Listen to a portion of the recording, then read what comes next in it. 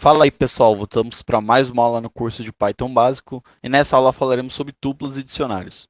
A estrutura tupla é quase idêntica à lista. Ela pode ser usada para armazenar dados de diferentes tipos de forma ordenada. Você pode usar indexação para acessar itens, pode usar a função len para descobrir a quantidade de itens e pode usar a ferramenta de fatiamento para obter uma tupla com determinados itens, etc. Porém, ela tem suas diferenças. Entre as principais figuram sua representação, que é feita utilizando parênteses em vez de colchetes, e sua imutabilidade. Isso é, em uma tupla você não pode adicionar itens, usar indexação para alterar um item, nem usar funções para remover um item.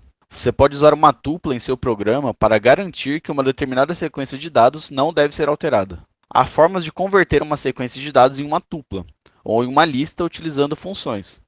Para transformar uma sequência em uma lista, basta invocar a função list, passando como parâmetro a sequência a ser transformada. Para transformar em tuplas, basta invocar a função tuple, passando a sequência como parâmetro.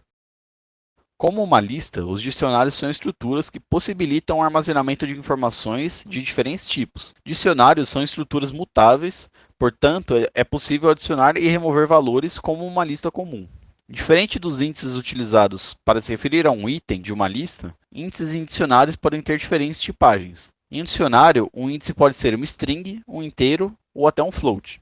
Os índices em um dicionário são chamados de chaves, e diferente das listas e tuplas, o dicionário contém o par chave-valor como um item. No exemplo, as chaves são marcadas com a cor verde e os valores com o vermelho. Em essência, dicionários se diferem das listas na maneira como os itens são acessados. Nas listas, eles são acessados por sua indexação, e nos dicionários, eles são acessados através de suas chaves. As chaves em um dicionário são únicas, portanto, não é possível inserir duas chaves idênticas no mesmo dicionário. Porém, os valores podem se repetir ao longo do dicionário, portanto, duas chaves podem carregar o mesmo valor.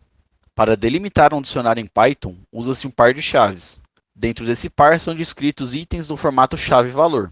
A chave é separada do valor através de dois pontos. Para separar itens em um dicionário, usa-se uma vírgula, como nas listas e tuplas. Embora no exemplo cada par esteja em uma linha diferente, escrevê-los em apenas uma linha não altera o funcionamento do dicionário. No exemplo, só foi escrito dessa maneira para facilitar a visualização. Valores em um dicionário podem ser acessados de forma similar ao acesso por indexação em uma lista. Porém, dentro dos colchetes é inserida a chave do dicionário e tem como retorno o valor que determinada chave guarda. Caso não exista nenhum par chave-valor com a chave fornecida, o programa retornará um erro.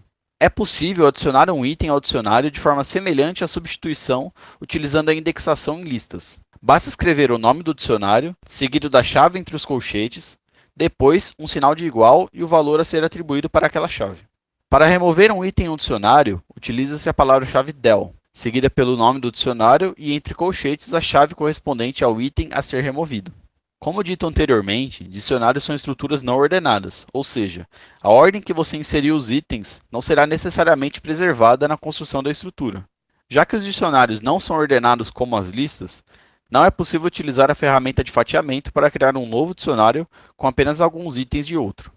É importante conhecer algumas funções que facilitam a manipulação de dicionários. Existem três que retornam valores similares às listas a partir de um dicionário.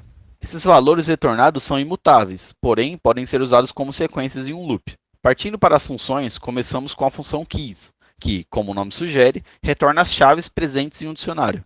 Já a função values retorna todos os valores armazenados em um dicionário.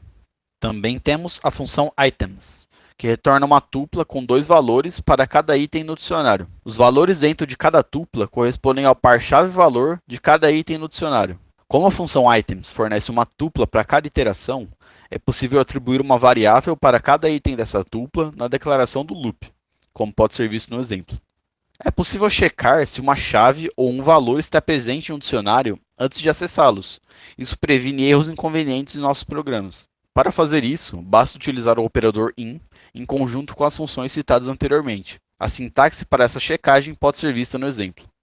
Para finalizar, existe uma forma mais fácil de checar se existe uma determinada chave em um dicionário, utilizando a função get. A chamada da função recebe dois argumentos. O primeiro é a chave a ser checada e o segundo é um valor a ser retornado caso não exista a chave no dicionário.